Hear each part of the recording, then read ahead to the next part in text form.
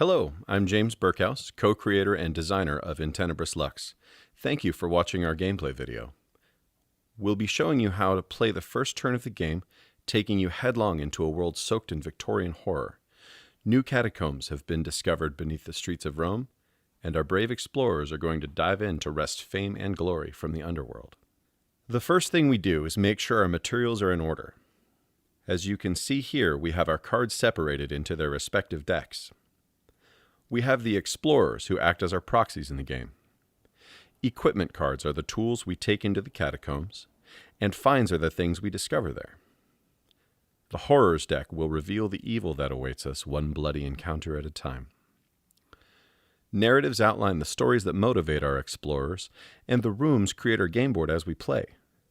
Note that we leave a space next to each deck for discards. We have already chosen our explorers and set our arrays, the cards that form our dashboard for playing the game. Player 1 has been dealt the gunslinger, Warren the Rabbit Bonachance. He's a grit-type explorer whose talent is winning any combat with a lucky roll. Player 1 has drawn some great equipment for her explorer.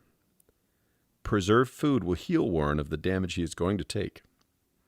A sharp's rifle will allow him to make an attack at long range, and a diver's helmet will enable him to cross water hazards without rolling. Warren's narrative is the story that drives him. Completing a narrative is how any explorer wins the game. Player 1 has drawn Inheritor of Skies, so she will need to visit 3 specific rooms in any order to win the game: the Chamber of the Sun, the Cloister of Stars, and the Temple of the Moon. Player 2 has been dealt the Ragamuffin, Lian Shu. Her type is daring, and her talent is to shift through 1 extra room each turn, dodging the perils that might lie within. She has drawn a sword to help her in combat, a backpack to increase her hand size, and she has glasses which allow her to check the top card of any deck once per turn. Her narrative is Looter. Player 2 wins the game if he can equip a find in each space of his explorer's array. There is also a public narrative, a larger story both explorers are aware of. The public narrative is Headhunter. Each explorer becomes more bloodthirsty as they achieve victory in battle and take trophies represented by tokens. If they find the House of Skulls, they can leave 3 tokens there to complete that narrative. The catacomb has been built. We have a catacombs entrance card, and 8 rooms have been added. Each explorer has 4 wits, so they each contributed 4 cards to the starting catacomb. Player 1 takes the first turn. Step 1, breathe. First, she draws 2 room cards and plays one. She plays the Crypt of the Key and gets moving. The Cloister of Stars is on the board, and it's one of the 3 destinations the gunslinger must visit to win. Off he goes. Step 2, seek. This is the meat of the turn where the explorer acts. Leaving the safety of the entrance, Warren enters the meditant's cell. Player 1 checks the inscription and makes a room roll. When making this roll, 1, 2, or 3 means nothing happens, and a 4 or 5 causes a disturbance. In that case, the doom counter advances by 1, and the other player or players draw a horror card. On a 6, the explorer discovers something extraordinary and draws a finds card. Warren gets a 3 and keeps moving. The meditant's cell is bounded by a water hazard. Normally, Warren would have to contend with the hazard, but he can cross it without any trouble because he has the diver's helmet. Smooth. Next, he enters the Pit of the Fallen. The inscription gives horrors more dice in combat, so it's a bad idea to get caught in this room. Warren gets a 1, and on he goes.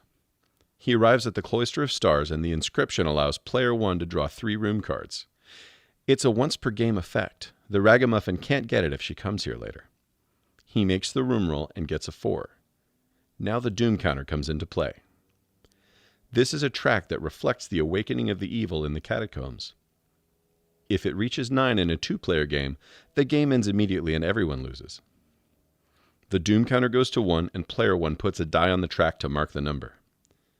Player 2 draws a horror card and gives player 1 a look that says she'll know what's on it very soon.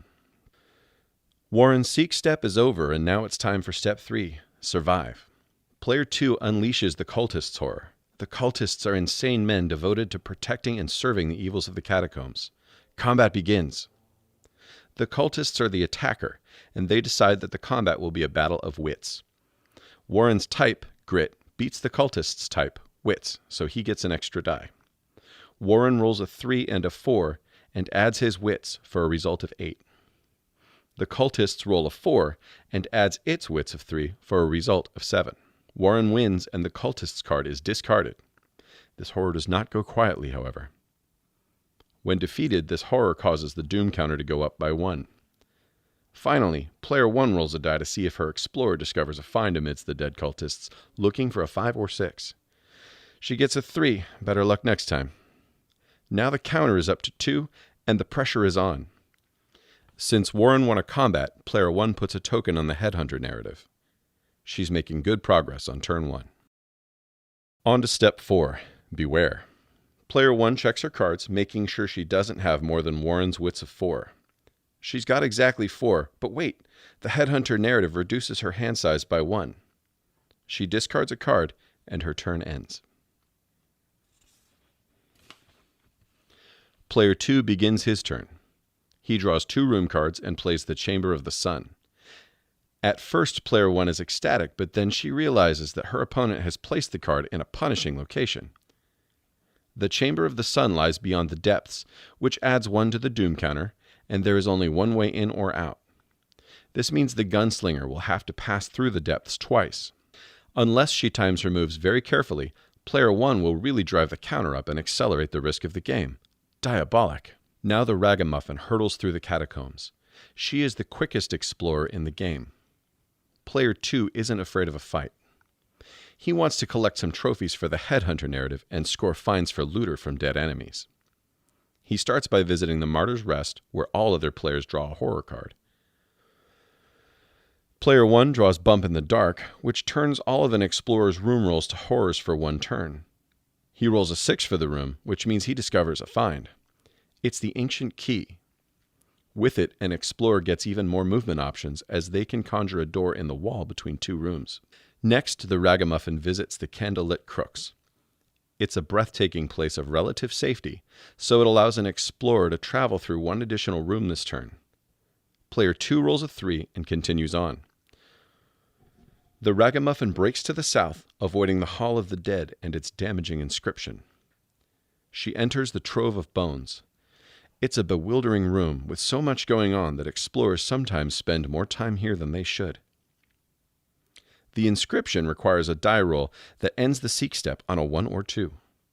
Player 2 rolls a 3. The ragamuffin won't be stopped. The room roll is a 4, and the doom counter advances to 3. Player 1 draws a horror, the Tide of Rats. Player 2 uses the ragamuffin's talent to shift into the Crypt of the Key and avoid activating the inscription. The crypt is a great place to find lost things, and once per game a single explorer can grab a discarded card from any stack. The game is just getting started, so player 2 wants to save this resource for later. Player 2 believes that he's in a good position, and chooses to end his seek step atop the room that is the hub for his narrative. From here, the ragamuffin can strike out into the catacombs on future turns. With such excellent mobility, she can hopefully return the instant the narrative is complete to win the game. He announces that he is done seeking and hopes player 1 will spring a horror that the ragamuffin can defeat for a trophy. Player 1 throws him off by announcing that she won't play a horror in the survive step. Soon the game will enter its second half, when horrors gain additional abilities. The rats are particularly ferocious when the end approaches, and player 1 looks forward to the inevitable bloodbath. For now, she will bide her time. Player 2 checks his cards, and his hand size is good. His turn ends. At the end of turn 1, both explorers are poised to continue narratives they have started, and the doom counter is ticking up fast. They are racing each other and the dungeon to fulfill their journeys before the denizens of the underworld find and devour them both. Thank you for watching our gameplay video. Remember, you are the light in the darkness.